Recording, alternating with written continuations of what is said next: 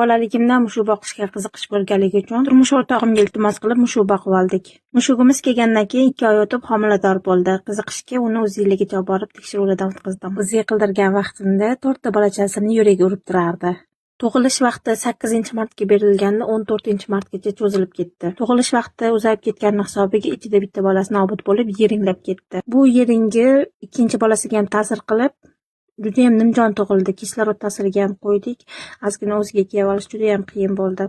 Uyga kelganimizdan keyin 1-2 soat vaqt o'tib, nimjon bolasi ham nobud bo'ldi. Onasi narkoz ta'sirida bo'lganligi uchun o'ziga kelmaguncha shpris yordamida bolalarni ovqatlantirib, ichidagi yeringlab ketgan bolasi sabab onasini ozgina ahvoli og'irroq edi. Shu sabab har kuni doktorga qatnab, onasini sog'lig'ini saqlab qolishga harakat qildim.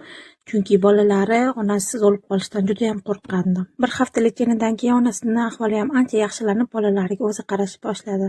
Onasini ham, bolalarning ham ahvoli yaxshilanib, ancha katta bo'lib qolishgan joyligida birdaniga 3-mushugim ham mazasi bo'lmay to'satdan o'lib qoldi.